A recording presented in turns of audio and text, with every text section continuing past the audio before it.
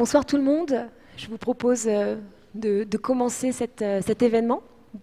Ravi de vous accueillir en tout cas chez Léonard et de participer donc à cette deuxième conférence de ce cycle événementiel dédié aux nouvelles formes de travail. On a une première conférence sur le flex office. Aujourd'hui, nous allons traiter du travailleur de demain. Est-ce que nous serons un indépendant flexible ou bien un couteau suisse précaire? C'est un sujet que nous allons aborder ce soir. Avant de rentrer dans le vif du sujet, je me permets une petite introduction du lieu. Donc, bienvenue chez Léonard Paris, qui se veut la maison d'innovation du groupe Vinci. C'est un lieu d'échange et de rencontres. Nous organisons pas mal d'événements. Donc, je vous invite d'ailleurs à vous inscrire à la newsletter pour pouvoir recevoir toute notre activité et tous les événements que nous organisons, comme par exemple le festival Building Beyond que nous organisons tous les ans, ou encore un cycle événementiel sur l'environnement qui va être initié dès lundi prochain. Je vous invite d'ailleurs à vous inscrire. Léonard, c'est la plateforme d'innovation et de prospective du groupe. Alors, un petit focus sur la prospective, c'est le terme qui va nous intéresser ce soir, puisque c'est dans ce cadre-là que nous avons initié ce cycle de conférences sur les nouvelles formes de travail. En effet, 5 thématiques, 5 angles différents pour aborder le sujet des nouvelles formes de travail et qui viendront nous inspirer pour réfléchir demain à la nouvelle organisation du groupe Vinci et aux défis qu'il devra faire face. Alors, maintenant, pour rentrer dans le vif du sujet, je vais commencer par quelques petits chiffres, notamment plus d'un tiers des actifs sont indépendants. Un autre chiffre aussi qui est assez marquant, 16% des actifs sont pluriactifs, ce qui laisse apprécier la tendance vers les slasheurs. Cet essor de la pluriactivité et du freelancing est très lié à l'essor de ces plateformes du numérique. Alors, ces plateformes, cependant, vont-elles engendrer des risques en termes de précarité ou d'isolement du travailleur? Cela va-t-il aussi impacter l'organisation de l'entreprise et son style de management? Est-ce que les slasheurs, demain, nous serons tous ces slasheurs à des statuts précaires? C'est autant de questions que nous allons aborder ce soir à travers nos 2 tables rondes. Et alors, sans plus attendre, je lance la première table ronde qui va être dédiée... Alors, je n'ai pas mon petit bip-bip. À la plateformisation des métiers et plus particulièrement de l'intérim 2.0. Et je vous demande pour cela d'accueillir Jérôme Vial, directeur stratégie, je vous invite à vous asseoir, directeur stratégie et des projets réseau de la FFB. Sophie Bernard, qui est sociologue et à Dauphine et au laboratoire IRISO. Et Samir Benjeloun, qui est Human Resources Business Partner et qui a lancé le programme Trustin. Merci beaucoup d'avoir accepté ma sollicitation. Et je commence par vous, Jérôme. Vous avez, à travers la FFB, accompagné le développement de l'étude sur la plateformisation du bâtiment. Est-ce que vous pourriez, donc, par rapport au constat soulevé par cette étude et puis aussi peut-être de l'évolution, parce qu'elle a été publiée en 2017, nous faire un retour sur l'impact de ces plateformes pour les constructeurs? Et puis voir aussi si ça a leur rapport des professionnels par rapport à ces plateformes, et puis aussi si ça a changé par rapport au recrutement en fait, des artisans. Alors, il faut appuyer sur le bouton vert, un tout petit coup. Voilà, c'est bon. Ouais, c'est bon. Bien, bonjour à toutes et tous. Donc effectivement, la Fédération française du bâtiment a réalisé une étude il y a 2 ans sur le phénomène des plateformes et le développement des plateformes de travaux dans le bâtiment. Alors le premier constat qu'on a fait, c'est que déjà c'est un secteur, les plateformes de travaux, très très concurrentiel, puisqu'on en avait identifié un peu plus de 150 dans le secteur du bâtiment. Et si on essaie de caractériser un peu comment ça se répartit, il y a finalement 3 types de plateformes. Il y a ce qu'on appelle les plateformes peer-to-peer, donc de particulier à particulier finalement, qui vont mettre en évidence ou en relation des clients avec ce qu'on appelle des jobbers. Donc on a évidemment YoupiJob, on a Frisbees, on a ce type de plateformes qui sont plutôt centrées sur les petits travaux, le dépannage, ce genre de choses, le bricolage. Voilà. On a une deuxième catégorie qui est ce qu'on appelle les plateformes pro-to-peer, c'est-à-dire qui cherchent à mettre en relation des clients avec des professionnels. Et là, on a des grandes... on a évidemment les plateformes de devis. Alors, on a Homely.you, hein, qui est la plateforme de Saint-Gobain. On a Renovation Man. On a les courtiers. Enfin bon, on a tout un tas de plateformes très, très installées. Et puis, on a une dernière catégorie qui sont les pro-to-pro, c'est-à-dire qui mettent en relation des professionnels avec des professionnels. C'est notamment toutes les plateformes d'approvisionnement. Et là, on a ManoMano, on a l'arrivée d'Amazon, etc. Enfin, bon, on a derrière des très gros acteurs. Donc, 150 plateformes. On se dit c'est énorme, et en même temps, quand on regarde un petit peu ce que ça pèse, finalement, ça ne pèse à peu près qu'entre 5-7% du marché des travaux. Alors je rappelle, le marché des travaux, 77 milliards dans l'entretien-rénovation, même si la frontière est toujours un peu floue avec ce qu'est le bricolage, bon, c'est toujours compliqué à estimer parfaitement. Si on considère que ce sont principalement des particuliers qui font appel aux plateformes, le marché de l'entretien-rénovation chez les particuliers, c'est 45 milliards. Donc on voit qu'on a un marché qui tourne autour de 2 milliards d'euros, c'est-à-dire 2 milliards d'euros qui passent par les plateformes. Alors, une fois qu'on a dit ça, je disais tout à l'heure, les plateformes... contrairement à d'autres, hein, peut-être chez les VTC, c'est aussi un moyen d'accès des professionnels au marché. Hein, il y a bien deux catégories. Il y a finalement les jobbers, c'est-à-dire ceux qui sont vraiment les concurrents des professionnels, et je mets dedans les micro-entrepreneurs, et puis il y a les plateformes qui donnent l'accès aux professionnels. Et si on regarde la répartition à peu près des deux, ce qu'on avait vu quand on a fait l'enquête, c'est que finalement, les jobbers, ce serait 10% du marché qui passe par les plateformes. Donc on voit que là, déjà, sur 2 milliards, on baisse considérablement. Et on ne peut pas donc considérer véritablement que les plateformes ont développé une énorme concurrence par rapport aux professionnels. Alors, l'impact... il est de différents ordres. Bon, il y a un impact concurrentiel dont je viens de dire qu'il est finalement relativement faible au jour d'aujourd'hui. Hein. Sur les 150 plateformes, il n'y en a pas une qui a pris le lead. On n'a pas trouvé Uber dans le bâtiment. Hein, ça n'existe pas. Il y a des plateformes qui sont très concurrentielles, qui n'ont pas trouvé de modèle économique rentable. Il n'y a pas une plateforme rentable dans le bâtiment. Donc voilà, il faut avoir ça en tête. Donc la concurrence, bon, elle est minime, mais elle peut se développer, et je vais expliquer pourquoi après. Il y a évidemment un impact sur la question des marges, parce que forcément, ces plateformes prennent sur la marge des professionnels. Quand elles les mettent en rapport avec les clients, elles prennent une marge qui est de 15-20% hein, de la facture, donc c'est quand même important.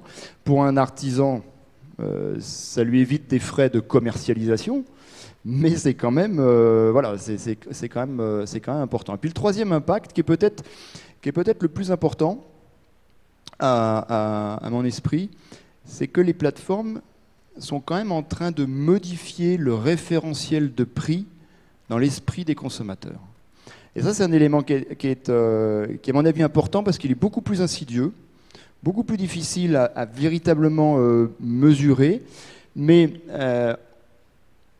en amenant des jobbers, en donnant l'accès aux micro-entreprises, une visibilité, un marché aux micro-entreprises, en instituant cette forme de concurrence très visible, elle contribue à modifier les référentiels, évidemment à la baisse, des prix, des tarifs, des prestations. Alors bon, loin de moi de critiquer la concurrence, mais il est vrai que quand on compare un micro-entrepreneur qui n'a pas de frais de structure, qui n'a pas les mêmes charges, qui ne paye pas de TVA, et puis un artisan, c'est vrai qu'à un moment donné, on n'est plus sur les mêmes comparaisons.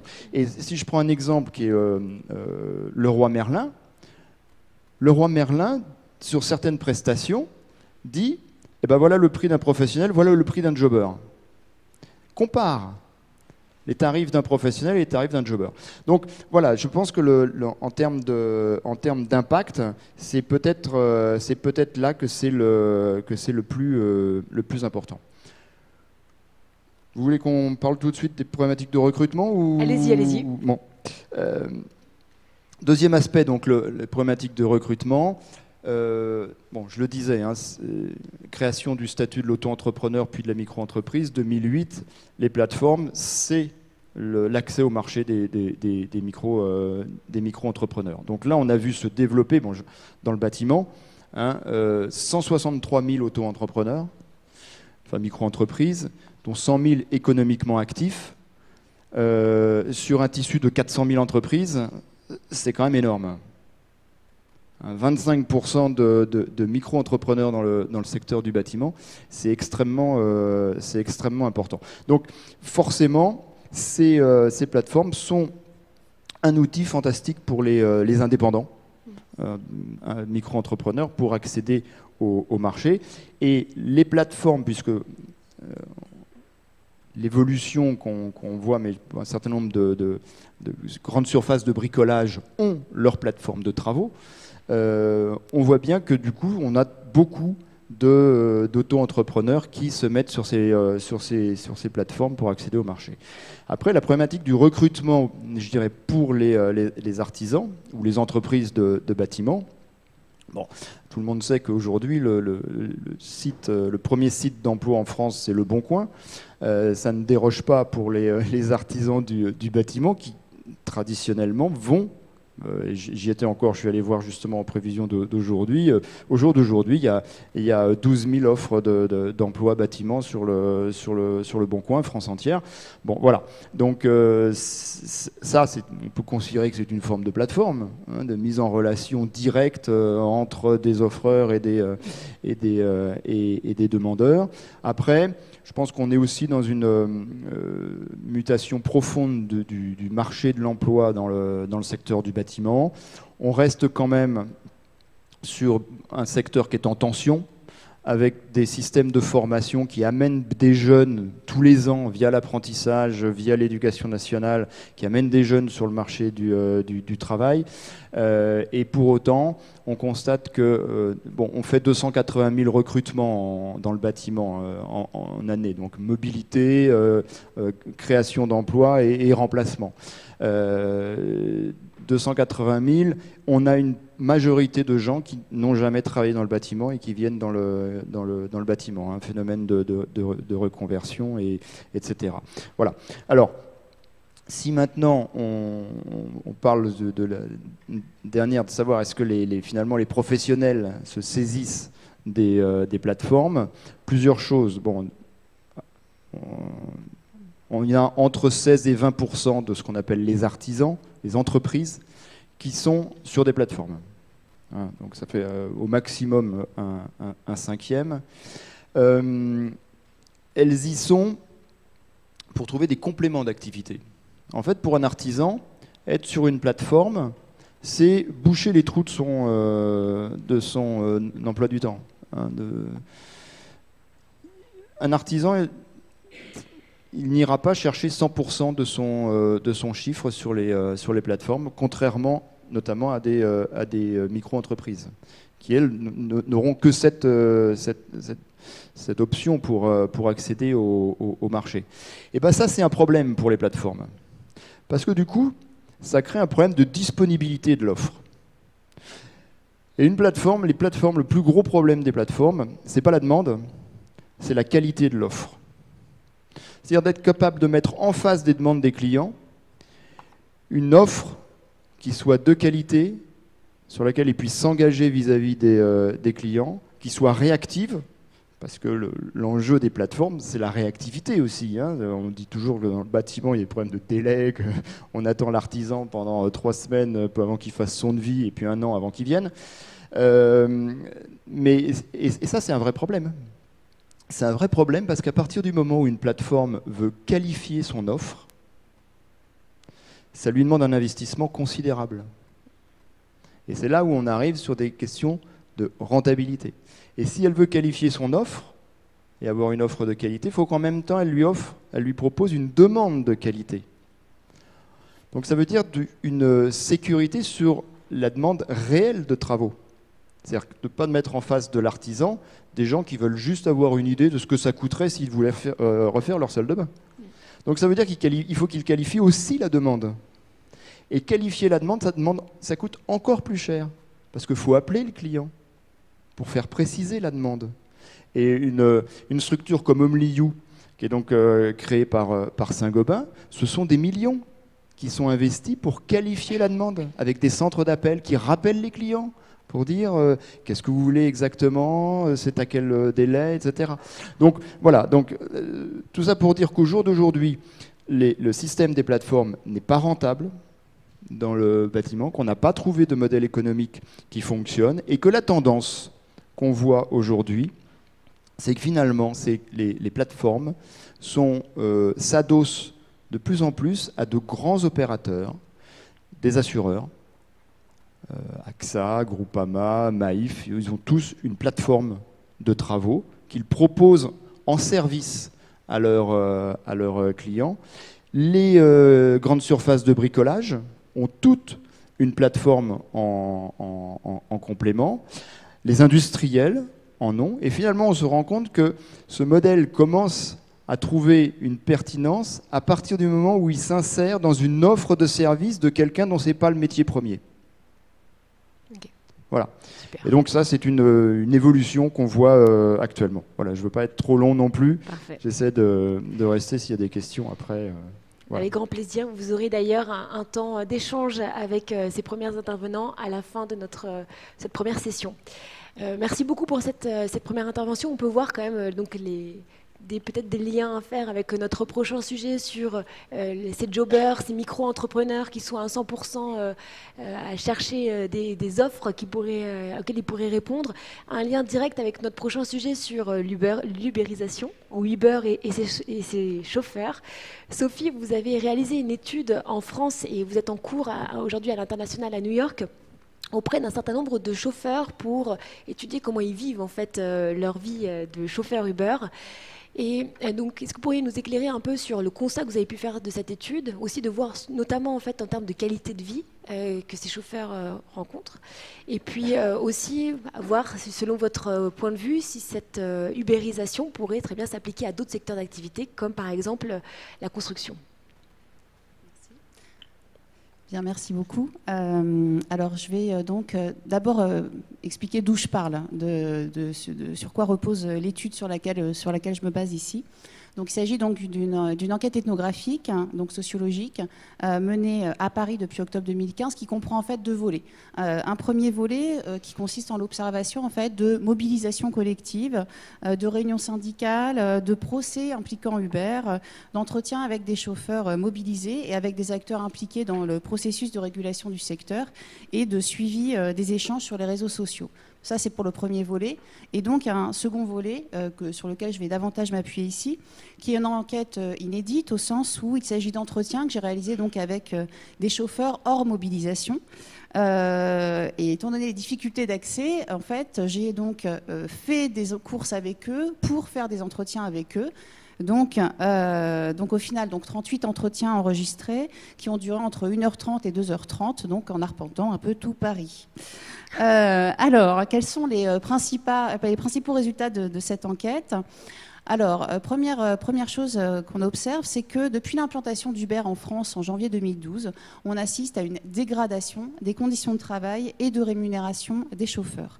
Alors, il y a une précision au préalable, c'est que les chauffeurs français exercent à titre principal cette activité, ce qui n'est pas le cas, par exemple, aux États-Unis, à l'exception de New York, où c'est une activité d'appoint, et donc un revenu d'appoint, ce qui en fait a beaucoup d'implications. Donc, au moment de l'implantation d'Uber en France, en fait, les chauffeurs bénéficient de rémunérations très avantageuses.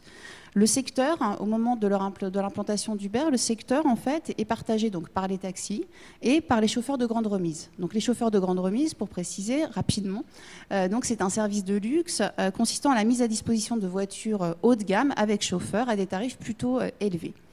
Et donc, il s'agit à l'arrivée d'Uber d'inciter les chauffeurs de grande remise à se connecter à la plateforme. Donc, lorsqu'Uber s'implante dans un pays, et ce n'est pas spécifique à la France, l'entreprise procède en fait toujours de la même manière, en gros, à coup de prime. Donc les premières années, grâce à ces primes, être chauffeur, Uber se révèle une opération lucrative. Mais à partir du moment en fait, où Uber va avoir attiré suffisamment de chauffeurs pour que la plateforme fonctionne, donc notamment on peut noter à partir de 2015, premièrement les primes disparaissent, ensuite les tarifs sont diminués de 20%, la commission passe de 20 à 25% et on assiste donc à une croissance de la concurrence. Donc évidemment, on assiste là à une chute des rémunérations qui va s'accompagner donc d'un allongement de la durée du travail pour justement réussir à maintenir ce niveau, un niveau de revenu décent. Donc, alors évidemment, les chauffeurs, quand vous leur parlez, ils insistent toujours sur le fait qu'ils peuvent organiser leur temps de travail comme ils le veulent. C'est quelque chose auquel ils sont attachés.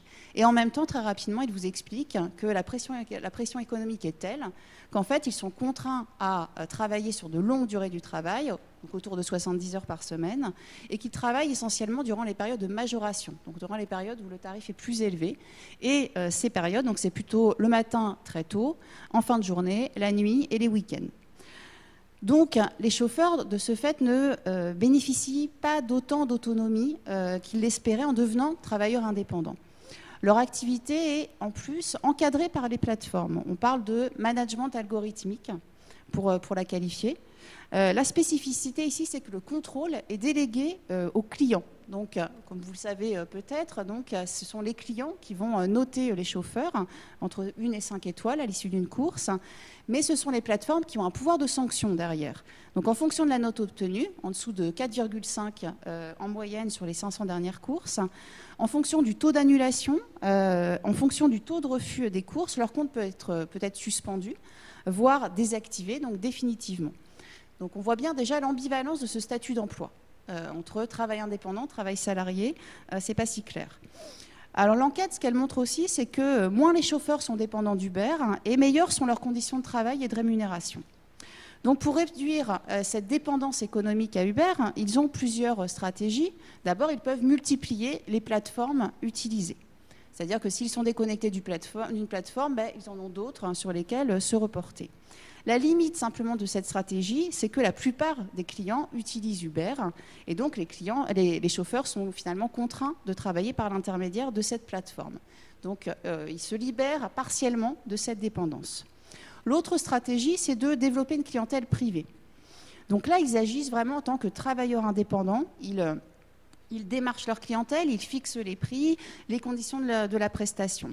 Mais en même temps, démarcher une clientèle privée suppose de détenir certaines compétences que peu de chauffeurs détiennent et qui fait un peu office de barrière infranchissable. Et même quand ils y arrivent, ils peuvent rapidement perdre leur clientèle privée, notamment parce qu'ils sont confrontés à la concurrence des plateformes, d'Uber en particulier, qui proposent des tarifs très compétitifs. Vous parliez tout à l'heure justement de cette question des prix. Donc toutes ces stratégies, on le voit en fait, sont mises à mal par la place hégémonique occupée par Uber sur le marché du VTC, ce qui est un peu différent justement dans le bâtiment. Il leur est en fait difficile d'échapper à l'emprise d'Uber dans ce cadre-là. Donc numériquement, mécaniquement en fait, ce qui se produit, c'est que initialement, les chauffeurs professionnels issus de la grande remise étaient majoritaires, et maintenant ce sont les chauffeurs qui travaillent uniquement par l'intermédiaire des plateformes qui sont les plus nombreux. Et donc on peut distinguer en fait trois populations aujourd'hui, je vais faire vite. Donc les chauffeurs finalement issus de la grande remise, donc qui sont minoritaires, donc les plus anciens. Donc eux, pour les qualifier un peu socialement, ce sont des immigrés, enfants d'immigrés, peu diplômés, qui maîtrisent eux parfaitement la langue française. Et en fait, leur force, c'est qu'ils disposent d'un important réseau. Et c'est ce qui leur a permis en fait de connaître une ascension sociale en tant que chauffeurs de grande remise. Ils ont été intégrés au sein du collectif de chauffeurs et ils ont fait fructifier en fait ce capital social. Donc, eux sont très présents sur les réseaux sociaux. Par exemple, ils partagent les offres de courses privées avec les autres chauffeurs. Donc, ils ont, eux, une clientèle privée qu'ils complètent avec les courses par le biais des applications. Donc, eux ont de meilleures conditions de travail et de rémunération parce qu'ils sont moins dépendants d'Uber. C'est aussi le cas des chauffeurs en reconversion. Donc eux sont entrés dans le métier plus tardivement, ils ne travaillaient pas dans le secteur, ils ont précédemment occupé des postes plutôt à responsabilité, rémunérateurs, mais très chronophages. Et là on a un profil en fait de personnes qui cherchent un moyen de mieux articuler vie professionnelle et vie familiale. Donc eux ils ont de l'argent de côté, ils ont pu acheter une voiture, ce qui leur évite des coûts de location exorbitants, et ils ne sont pas toujours diplômés. Mais par contre, ils maîtrisent parfaitement la langue française, ils parlent souvent l'anglais, et en fait, ils s'appuient sur tous les contacts qu'ils ont noués dans le cadre de leurs expériences professionnelles antérieures pour développer une clientèle privée. Et par contre, eux sont très peu investis dans le groupe, le collectif des chauffeurs. Et ensuite, on a les chauffeurs Uber, donc qui sont majoritaires aujourd'hui, qui travaillent donc exclusivement par l'intermédiaire d'Uber et qui se trouvent donc dans une situation de forte dépendance à l'égard de la plateforme. Donc eux sont peu diplômés, ils n'entretiennent pas de relation avec les autres chauffeurs, ils sont plutôt issus des catégories populaires immigrées, alors avec parfois une faible maîtrise de la langue française. Ils ont connu des périodes de chômage, ils ont connu la précarité, mais justement quand ils comparent leur expérience actuelle avec leurs expériences professionnelles antérieures, ils considèrent que ce n'est pas un si mauvais boulot. Donc on voit bien que les deux premiers groupes se présentent vraiment comme des travailleurs indépendants, mais sont donc minoritaires. Et on assiste plutôt à l'avènement aujourd'hui d'un travailleur hybride qui a pour particularité finalement d'assumer les risques liés à l'activité, donc plutôt un travail indépendant, tout en étant contrôlé et subordonné à la plateforme, plutôt côté salarié. Alors vous demandiez si ce modèle pouvait se généraliser donc, à d'autres secteurs d'activité. Donc, finalement, en fait, la question sous-jacente, c'est est-ce qu'on assiste à la fin du salariat, est-ce qu'on assiste à l'avènement du travail indépendant. Alors, de fait, on assiste, on le voit, à un renouveau du travail indépendant. Je vais juste vous contredire un petit peu sur les chiffres que vous avez donnés tout à l'heure, parce qu'il n'y a pas un tiers de travailleurs indépendants aujourd'hui, c'est 12%. Okay. Voilà. Un peu moins quand même. Chiffre de l'INSEE.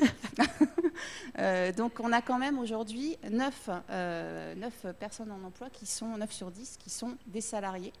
Et ce qu'il faut préciser aussi, donc le salariat reste hégémonique. Et ce qu'il faut préciser, c'est que le CDI à temps plein aussi reste la norme d'emploi. Donc on n'assiste pas avec le déploiement des plateformes à une explosion tout d'un coup du travail indépendant. Après, ce qui se diffuse, évidemment, c'est quand même un discours, alors largement relayé par les médias, selon lequel ce serait hors du salariat, dans les nouvelles formes de travail développées grâce au numérique notamment, qu'on trouverait donc les nouveaux gisements de travail autonome. Alors, de fait, on voit les chauffeurs VTC, les travailleurs des plateformes, beaucoup aussi, rêvent de se mettre à leur compte pour échapper à la condition salariale. On ne peut pas l'ignorer. Ils aspirent à travailler de manière autonome et à leur rythme, selon des horaires choisis, en choisissant les modalités d'exercice du travail, en choisissant les modalités de réalisation du produit. Donc, on a une vraie demande de ce point de vue-là. Mais ce qu'on voit, c'est que les enquêtes, la mienne, mais d'autres, montrent que finalement les travailleurs des plateformes sont bien loin de ce modèle aussi du travail de passion, bien rémunéré, exercé de façon libre et autonome. Et par exemple, je donne juste les chiffres les résultats de l'enquête de l'OIT qui était consacrée aux travailleurs des plateformes. Donc ils ont interrogé 3500 travailleurs. Et on montrait qu'en moyenne, ces 3500 travailleurs gagnaient $4,43 de l'heure. Donc là, on est limite pas du côté du travail décent. Donc le travail réalisé sur les plateformes hors salariat n'est pas réellement autonome. Il ne bénéficie en même temps plus des protections associées au statut salarié. Et donc finalement, on a un travailleur hybride ici qui se trouve dans la pire situation qui soit, dans l'entre-deux. Donc, ce qui va se traduire par de nombreuses batailles juridiques qui se déploient actuellement dans plusieurs pays du monde autour de la requalification de ces travailleurs indépendants en travailleurs salariés. Donc, il y a plusieurs cas en Californie, à Londres, mais aussi en France. Or, ce modèle donc, repose sur l'externalisation du travail sur des travailleurs indépendants. Donc, tous ces revers juridiques, parce que là, ça commence quand même à aller dans ce sens-là, c'est les dernières décisions, en tout cas, vont dans ce sens, ça témoigne quand même que du fait que en fait, ce modèle n'est peut-être pas amené à se généraliser, voire peut-être même pas amené à perdurer. Par contre, ça nous invite malgré tout à identifier ce que c'est véritablement, qu'est-ce que c'est qu'un travail véritablement indépendant, d'une part, et peut-être aussi réfléchir à Qu'est-ce que c'est qu'un salariat attractif qui permette justement de déployer, développer l'autonomie au travail dans le cadre d'un lien de subordination, malgré tout. Merci beaucoup pour cette conclusion qui sera des bons points à traiter peut-être dans la deuxième table ronde qui nous attend. Avant, Samir, petit point pour faire un retour d'expérience d'un grand groupe Vinci, puisque donc tu es Human Resources Business Partner dans ce groupe et tu es aussi fondateur de Trustin. Alors avant de nous expliquer sur comment le numérique est utilisé pour le recrutement, quelques mots sur déjà ta fonction et aussi le projet Trustin et ta vision par rapport à ce projet. Merci beaucoup. Moi, je trouve que la transition, elle est parfaite parce que je suis passé par le parcours intrapreneur de Léonard. Ça veut dire quoi? Ça veut dire que pendant 8 mois, j'ai été accompagné par des coachs, par des mentors, par des entrepreneurs aussi, pour structurer un business en interne chez Vinci, à la base d'une idée que j'avais proposée. Et quand tu parlais d'indépendance au sein d'un grand groupe, ben, c'est exactement ce qui se passe pour moi aujourd'hui, puisque j'ai créé quelque part ma boîte dans la boîte. Alors évidemment, dit comme ça a l'air très simple, mais c'est pas si simple que ça. Mais en tout cas, j'ai une latitude aujourd'hui et une autonomie que je n'aurais pas dans d'autres grands groupes, parce que aujourd'hui, Vinci se positionne fortement sur la prospective et l'innovation, et ce, sur tout type de métier. Mon métier RH, pour répondre à la question, avant d'intégrer le parcours intrapreneur, j'étais dans une filiale qui était Vinci Construction Grand Projet en tant que responsable du développement RH. Donc j'avais une population de 300 personnes à accompagner sur de la gestion de carrière. J'accompagnais aussi les managers sur le recrutement, les patrons également, le staffing d'équipe, les entretiens annuels, l'évaluation des collaborateurs, bref, tous les sujets qui impactent un responsable du développement RH. Et pourquoi aujourd'hui j'ai une fonction de business partner? Le fait d'avoir créé un cabinet de recrutement digital intégré au sein du groupe Vinci m'oblige et m'oriente vers le développement d'un business. Donc j'ai pour objectif de recruter et d'accompagner les pôles d'activité dans leurs besoins en recrutement, mais je ne gère pas de population. Donc je ne peux pas être un responsable RH ou un chargé de mission RH, je suis un business partner, puisque j'accompagne le développement de mon business et en même temps du business des différents pôles d'activité par le biais du recrutement. Parce que le recrutement, c'est quand même central. Le bon bonhomme au bon endroit est forcément performant. Un bon bonhomme, homme ou femme, dans un contexte où il n'a pas l'opportunité de déployer toutes ses compétences, forcément, il n'est pas forcément créateur de valeur. Et donc, du coup, c'est un peu problématique. Donc, le recrutement est central. Et aujourd'hui, vous l'avez dit aussi en début de table ronde, dans le bâtiment, il y a une vraie problématique de recrutement. Puisque c'est fini le temps où nous, en tant que RH, quand on poste une annonce sur les job boards, donc c'est du cadre emploi, Monster, etc., et on attend les retours, c'est fini le temps où tout le monde a envie de se positionner, en fait. Même si on est Vinci, même si on est un grand groupe du CAC 40, on est dans un contexte de guerre de talents, et tout le monde recrute les mêmes profils, et tout le monde veut des talents. Donc c'est là où nous, Trustin en interne, on intervient, puisqu'on va avoir une approche complètement disruptive. Alors vous voyez, j'utilise plein de beaux termes, etc. C'est ça quand on passe par le parcours intrapreneur, on sort des termes. Et tout. Alors disruptif, ça veut dire quoi? Tout simplement, c'est qu'on casse les codes en fait. C'est-à-dire qu'on va arrêter de diffuser systématiquement des annonces. On va être plutôt proactif dans la recherche de talents ou de candidats. Alors le terme de talent, je le mets entre guillemets et même entre parenthèses parce que on ne va pas recruter que des talents dans une entreprise, on va recruter des gens, des candidats, des collaborateurs. Parce que prendre que des talents, ça ne marcherait pas en fait. Il suffit de prendre l'exemple du sport et des sports collectifs. Si on prend l'équipe de France et vous prenez 11 Mbappé, je peux vous dire qu'on n'est pas champion du monde. Parce que Mbappé, il est là pour marquer des buts, mais il ne peut pas défendre, il ne peut pas arrêter les buts non plus, il va marquer des buts. En revanche, si on a un Hugo Lloris dans les buts, on a un autre talent ou un autre collaborateur, performant également. Mais ce que je veux dire par là, c'est qu'il faut arrêter de penser qu'on recrute que des talents. On recrute d'abord des gens et des compétences. Et évidemment, quand elles sont bonnes, c'est encore mieux. Mais cette mayonnaise, il faut qu'elle prenne. Donc, nous, qu'est-ce qu'on va faire? On va aller sur les plateformes digitales, typiquement les réseaux sociaux, du LinkedIn, à 90%, pour aller chasser, recruter, attirer des talents ou des candidats potentiels. Donc on a arrêté le système déjà des candidatures spontanées au sein de Vinci. Si vous envoyez une candidature spontanée, en fait, aujourd'hui, elle ne sera pas traitée. De toute façon, vous ne pouvez pas. Parce qu'en fait, on s'est rendu compte qu'à un moment donné, toutes les candidatures qui étaient envoyées sur notre site en spontané n'étaient pas traitées. Parce qu'on n'avait pas le temps, parce qu'on ne les voyait pas, et parce qu'on est un groupe hyper décentralisé. Donc ça ne marchait pas. Donc on a arrêté ce système-là. Et ce qu'on propose aujourd'hui aux candidats qui veulent venir chez nous, ils vont répondre à des offres. Or, comme on est sur un marché tendu, et c'est là où on tire notre épingle du jeu aussi, on va aller chercher vraiment des compétences bien spécifiques. Donc on a créé Trustin, enfin j'ai créé Trustin, je suis assez humble, donc, mais là je veux dire j'ai créé Trustin quand même, fondateur, donc en juin 2018. Ça fait un peu plus de 15 mois qu'on existe, on est une équipe de 3 personnes et on a réalisé pour le groupe une 60aine de recrutements. Alors, versus 20 000 recrutements qu'on fait par an dans le monde entier, c'est tout petit. En revanche, notre posture, elle est très claire, c'est de l'accompagnement auprès du réseau RH. On ne se substitue pas et on ne prend pas leur place, on les accompagne sur leurs besoins en recrutement. Et puis, on a cette particularité de bien connaître le groupe, de bien connaître les valeurs, de bien connaître aussi les différentes trajectoires de carrière qu'on peut proposer à un candidat versus un cabinet extérieur. Ben, on est quand même sachant et on ne peut pas lui raconter n'importe quoi, puisqu'on est quand même en interne et il y a un sujet d'image de marque. Donc voilà, aujourd'hui c'est un business qui fonctionne bien en interne. Les plateformes digitales externes nous permettent de recruter vite, de recruter, je pense, bien. En tout cas, jusqu'à présent, on a eu très peu d'échecs. Et tout ça dans un monde très décentralisé et où il faut faire sa place et où il faut se faire inviter quand on n'est pas forcément invité, mais il faut jouer un petit peu des coudes et ça fonctionne.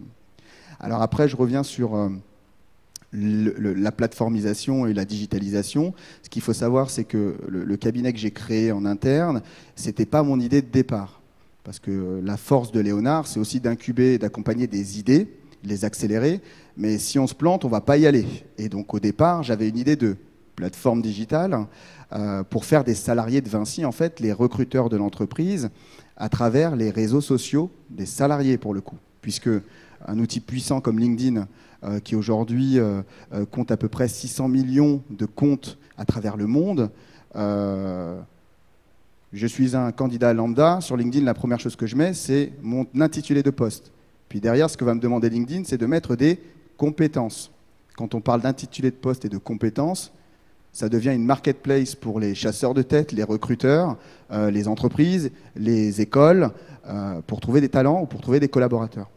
Donc, le fait de faire une plateforme pour que derrière les salariés puissent coopter des gens en interne par le biais de leur réseau, puisque LinkedIn propose aussi des gens qui vous ressemblent. Je suis ingénieur travaux. Eh ben déjà, LinkedIn va me proposer dans mon écosystème des ingénieurs de travaux avec qui je vais être en contact. Vous mettez votre région, il va vous proposer des ingénieurs de travaux avec qui vous aviez été dans la même région exercer un métier. Et si vous mettez votre école, bah là, il va vous proposer des gens que vous connaissez encore plus proches. Donc évidemment, pour nous, RH, c'est du pain béni, puisqu'on peut recevoir et récolter des candidatures de qualité très rapidement. Mais le vrai problème, et c'est là où Léonard a été pour moi d'un apport important, c'est que chez Vinci, et pas que chez Vinci, c'est globalement dans les grands groupes, on n'est pas très digital natives. Les plateformes digitales collaboratives qu'on a créées nous-mêmes en interne ne sont pas suffisamment utilisées. Donc si j'arrive moi-même avec une nouvelle plateforme, je risque de faire un flop, puisque déjà les plateformes classiques, on ne les utilise pas.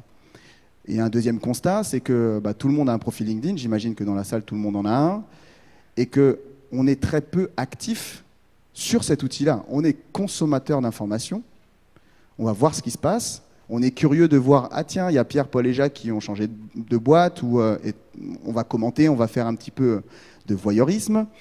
Mais en fait, fondamentalement, personne n'est très actif, c'est-à-dire va publier, partager du contenu, parler un petit peu de sa boîte, faire ce qu'on appelle du storytelling. Et c'est là où je me suis dit, au-delà du cabinet de recrutement que je vais créer, et je vais aussi proposer une offre de formation pour accompagner les collaborateurs sur l'utilisation des réseaux sociaux pour répondre à des enjeux de recrutement, puisque eux-mêmes, en étant acteurs et ambassadeurs de leur propre marque, ils vont nous aider à mieux recruter. Donc les plateformes aujourd'hui, en France, et j'insiste sur en France, sont sous-estimés. Et derrière, je parlerai même de réseautage et donc de networking, puisqu'en France, de mon point de vue, c'est un débat, on pourra en parler tout à l'heure, je trouve qu'on n'est pas très bon en fait dans le réseautage. Si je regarde juste des écoles, Polytechnique et les arts et métiers sont les meilleurs pour faire du réseautage. Je suis Gadzar, je ne passe pas par la RH pour trouver un job dans n'importe quel secteur d'activité. Je vais passer par un autre Gadzar qui est dans une boîte qui m'intéresse, je vais lui envoyer mon CV, c'est lui qui va me coopter. Polytechnique, c'est pareil. Aujourd'hui, on a signé, nous Vinci, un partenariat avec le réseau des INSA. Celui qui est à l'INSA de Lyon ne connaît personne à l'INSA de Strasbourg, qui ne connaît personne à l'INSA de Toulouse, etc., etc. Je peux vous faire le réseau des INSA. Donc, ils ne se connaissent pas, en fait, entre différentes écoles. Alors que quand on va aux US ou quand on va au UK, la compétence, parce que pour moi, c'est une vraie compétence de networker, de se dire je prends 5, 10, 15 minutes pour aller discuter avec un collaborateur ou avec une personne extérieure à l'entreprise, ça peut être tellement pertinent, mais je pense qu'en France, il y a encore un travail à faire et culturellement, on n'est pas encore prêt, ou du moins, on y vient. Et donc, les plateformes, je pense, seront d'une grande utilité pour networker.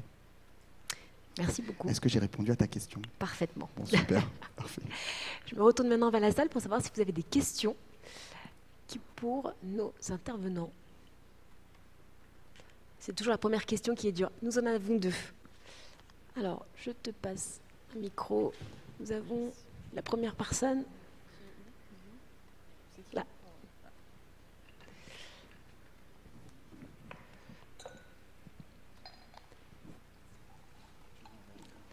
Bonsoir. Ma question est pour Monsieur Samir.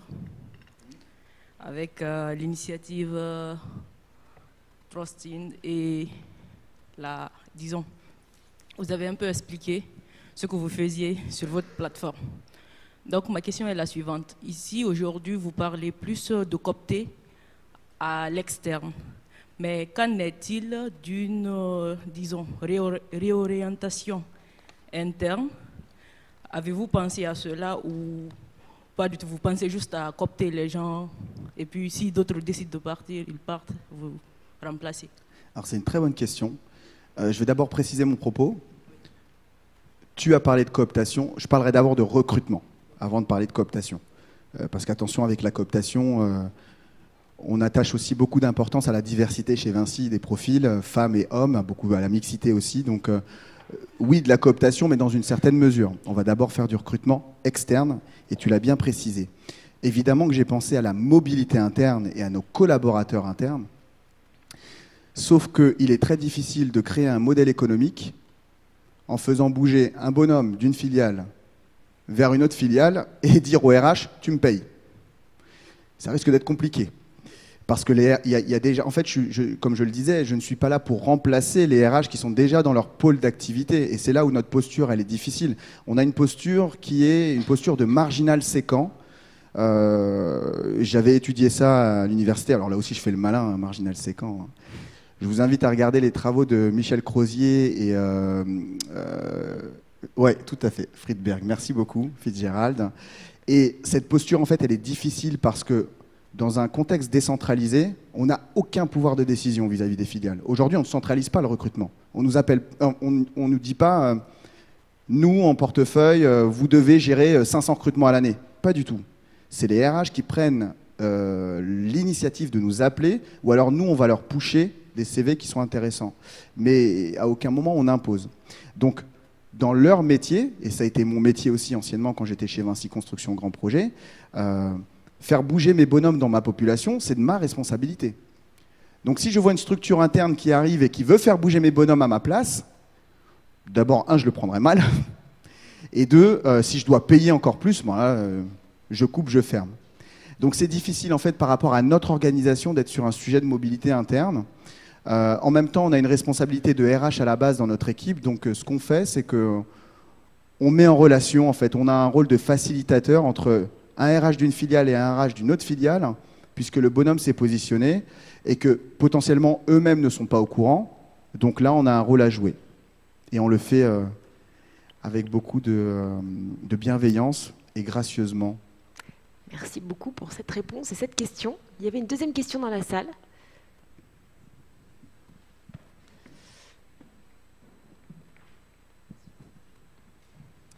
Bonsoir. À la base, j'avais deux questions, mais la première concernait Trustin sur le sujet effectivement de la fidélisation des talents et sur la façon de les retenir, donc vous y avez plutôt répondu.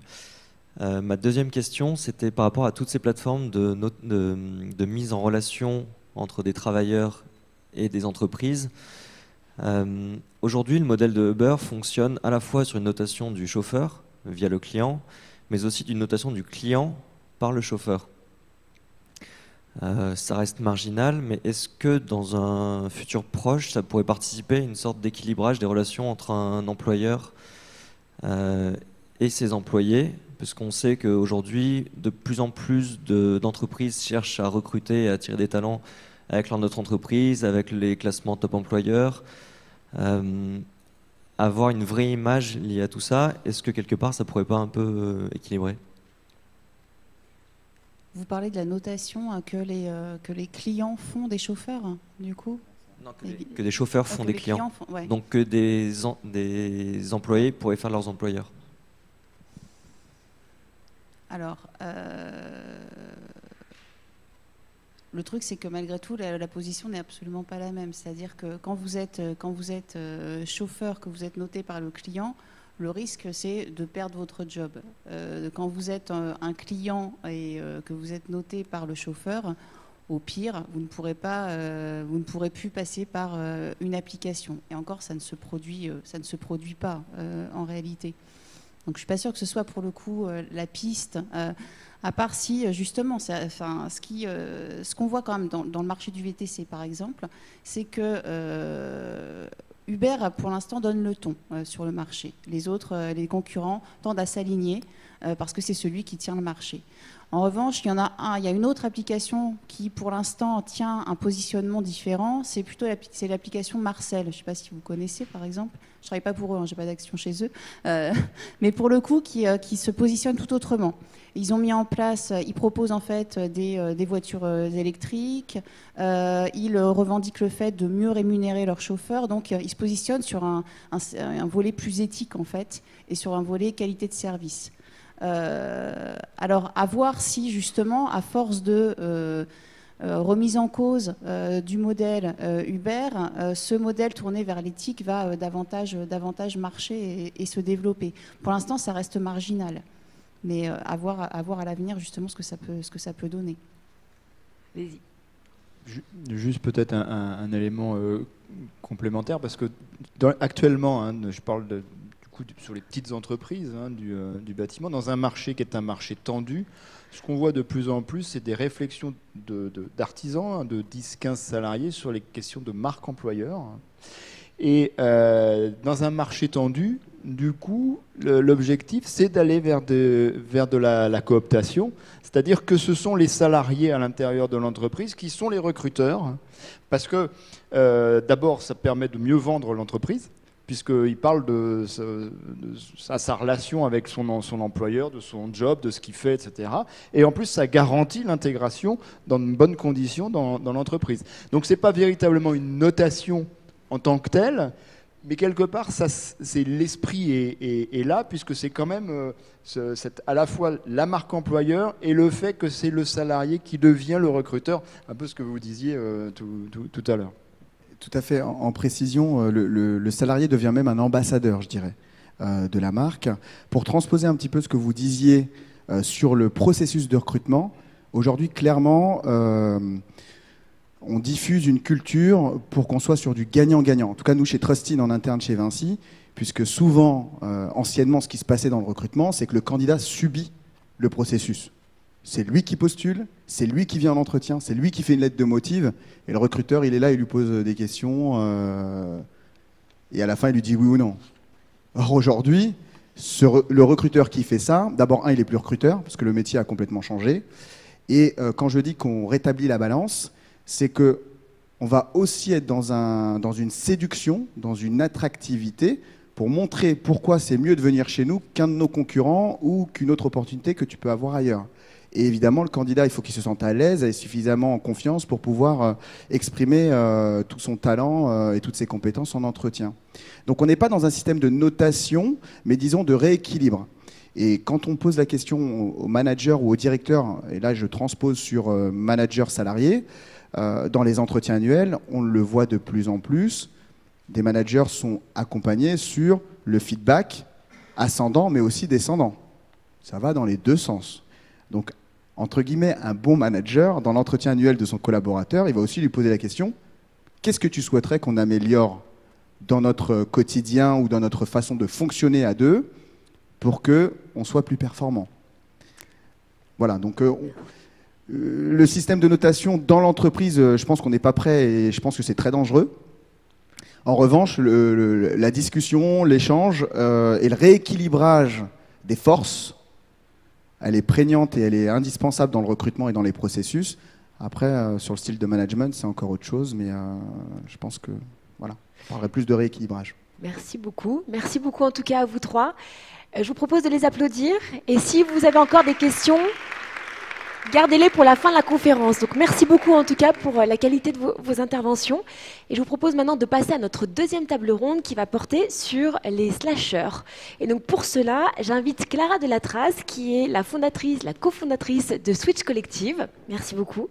Patrice Fléchy, qui est sociologue, et Marielle Barbe, qui est l'auteur de Profession Slasher. Merci. Le temps que vous vous installiez, nous allons commencer par vous, Patrice. Donc, pourriez-vous, en fait, vous êtes auteur aussi d'un livre sur les nouvelles frontières du travail à l'ère du numérique. Pourriez-vous nous dire, donc, par rapport à... Enfin, pourriez-vous nous dire en fait l'impact du numérique sur le rapport entre l'individu et son rapport au travail? Alors, c'est juste vert. Si c'est vert, ça marche. C'est vert. C'est vert. Parfait. Eh bien, merci.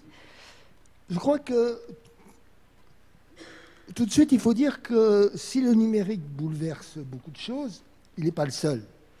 On a trop tendance à considérer que finalement, depuis que le numérique existe, le monde a changé. Mais le monde, il se transforme indépendamment du numérique. Et si on parle du travail, il y a incontestablement quelque chose qui ressort de très nombreuses enquêtes sur le travail, c'est une formidable demande d'autonomie des salariés. Alors juste deux chiffres qui vous donneront un petit peu ce cadrage. Dans une enquête nationale sur le travail, on demande aux gens est-ce que vous pourriez travailler mieux sans hiérarchie? Et la réponse est... Enfin, qu'est-ce qui se passe plutôt quand vous travaillez sans hiérarchie? Et la réponse est pour 25% on travaille mieux et pour plus de 60% ça ne change rien. Deuxième chiffre, on demandait aux gens un petit peu leurs sentiments sur les multiples dispositifs de reporting et ils disent finalement, 40% d'entre eux disent c'est certains jours on a l'impression qu'on fait du reporting et qu'on ne travaille plus. Donc je crois que cette demande d'un travail beaucoup plus autonome, et particulièrement en France où les organisations sont plus hiérarchiques que dans d'autres pays voisins, est à mon avis un des éléments qu'il va falloir prendre en compte si on réfléchit au numérique. Alors, effectivement, sorti de ce contexte, qu'est-ce que change le numérique? Je crois que le numérique, à mon sens, rend les frontières entre les activités qu'on peut mener par soi-même, notamment des activités de loisirs, des activités qu'on réalise pour soi, plus fluides par rapport aux activités professionnelles. Alors, c'est effectivement dans le domaine de l'informatique que la situation est la plus évidente, notamment des développeurs de logiciels libres, pour lesquels c'est l'exemple bien connu, la frontière entre ce qu'ils font pour eux-mêmes et leur activité professionnelle est effectivement assez vague. Alors, pourquoi ces frontières sont en train de se lever en partie? D'une part, parce que les outils informatiques sont des outils qui sont identiques dans le monde privé, dans le monde professionnel. Bon, c'est une évidence avec le micro-ordinateur, hein, mais aujourd'hui, je sais pas, avec des imprimantes 3D hein, qui commencent à rentrer dans le grand public, hein, voilà un autre exemple d'outils qu'on peut utiliser aussi bien dans un cadre privé et dans un cadre professionnel. Et puis, deuxième élément bien connu, ce sont la question des plateformes, hein, on l'a évoqué, j'y reviendrai un instant. Et puis, troisième élément qu'on n'a pas encore évoqué ce soir, c'est la question de l'auto-apprentissage. Je dirais, là aussi, l'informatique est effectivement un peu le secteur le plus en avance. Dans une enquête internationale, on demandait aux développeurs où vous êtes-vous formés. Eh bien, en numéro 1, ils disent en ligne. Et en numéro 2, ils disent dans les écoles, à l'université, etc. Donc je crois que là, il y a une mutation majeure. Et quand on leur demande où vous êtes formés en ligne, en numéro 2 apparaît YouTube. Faites l'expérience, je l'ai faite il y a quelques jours. Vous allez sur YouTube, vous tapez Python, voilà, un langage informatique. Vous rajoutez computer pour être sûr de ne pas avoir de vidéos sur des serpents, hein, et vous trouvez plusieurs dizaines de milliers hein, de formations à Python. Donc là, il y a une mutation extrêmement forte hein, apportée par Internet. Et donc, à partir de là, comment ces activités qui circulent un peu entre le monde privé et le monde professionnel se mettent en place? À mon avis, il y a deux segmentations qu'il faut présenter. D'une part, et on en vient au slasher, s'agit-il d'un travail principal ou d'un travail annexe ou secondaire? Et s'agit-il d'un travail choisi ou d'un travail faute de mieux? Alors, travail principal, c'est la situation des freelancers, hein, et surtout dans le domaine informatique. Là encore, il y a une mutation très importante. Hein. On s'aperçoit que les SS2I aujourd'hui ont du mal à recruter et ont tendance à faire appel à des freelances, et certaines SS2I, pas les grandes, mais des SS2I spécialisées, se transforment en plateforme. Hein, et elles font appel à des freelances. Et pourquoi ces informaticiens bien formés ne souhaitent plus travailler en entreprise? Parce qu'effectivement, l'activité de freelance leur convient beaucoup mieux. Ça, c'est le volet travail principal, mais il y a aussi le volet travail secondaire. On peut, par exemple, être passionné d'objets de réalisation, d'objets d'artisanat. Eh bien, on va les vendre sur une plateforme comme Etsy. Bon, c'est à ce moment-là un revenu annexe. Hein. C'était dit tout à l'heure à propos d'Uber. Aux États-Unis, les chauffeurs Uber sont souvent des gens pour lesquels c'est une activité secondaire. Travail choisi ou travail faute de mieux. Hein. Travail choisi, c'est évidemment la situation des informaticiens. Travail faute de mieux, bon, c'est souvent la situation des plateformes de transport. Pour ne pas reparler de l'automobile, on peut parler des cyclistes, hein, les livreurs cyclistes, pour l'essentiel. Hein, c'est un travail faute de mieux parce que c'est des chômeurs qui n'ont pas trouvé d'autres activités. Mais parfois, c'est là la complexité de ces plateformes, c'est aussi des gens qui sont passionnés de vélo. Pour conclure, je voudrais insister sur la question des algorithmes qu'on n'a pas encore évoqué. Le cœur de l'activité des plateformes, c'est un algorithme. Un algorithme qui finalement a deux fonctions hein. Une première fonction, c'est de matcher l'offre et la demande. Ce matching de l'offre et la demande, a priori, paraît assez simple, hein. Finalement, on a une demande qui est, par exemple, si on prend Airbnb, qui est géolocalisée, hein, et puis on a une offre qui est également géolocalisée. Donc la plateforme doit simplement proposer aux demandeurs le logement qui est le plus proche de ce qu'ils recherchent. Mais en fait, le problème de ces algorithmes, c'est qu'ils sont opaques et que les choses sont infiniment plus complexes. Et que dans le cas d'Airbnb, vont intervenir, bon, bien sûr la note, hein, comme sur toutes les plateformes, mais vont intervenir des choses qui ne sont pas du tout indiquées. C'est si le loueur fait ça à titre principal ou à titre secondaire. C'est-à-dire que la plateforme a tendance à privilégier les loueurs qui proposent leur logement toute l'année par rapport aux ceux qu'ils proposent quand ils partent en vacances. Ce qui, du point de vue de la plateforme, se comprend bien, hein, parce que ce sont ces gens-là qui ont effectivement l'offre la plus ouverte. Par contre, ça remet complètement en cause le modèle affiché, hein, qui est finalement, on loue chez l'individu. Donc, premier élément de l'opacité de ces algorithmes, c'est la rencontre de l'offre et la demande. Deuxième élément d'opacité, pour les plateformes qui fixent la rémunération, ce qui est le cas pour Uber ou pour Deliveroo, c'est que pour Deliveroo, par exemple, vous avez un algorithme très compliqué, hein, qui va calculer le coût de la course avec par exemple, hein, un indicateur qui va tenir compte de la pente, hein, parce qu'évidemment c'est plus difficile de pédaler en montée, mais tout ceci est complètement opaque. Enfin, dernier point, je voudrais noter sur les plateformes, qui me paraît important et qui est très rarement évoqué dans des débats publics, c'est que ça remet en cause en partie l'universalité du commerce. Depuis la Seconde Guerre mondiale, vous ne pouvez pas refuser de vendre à un client.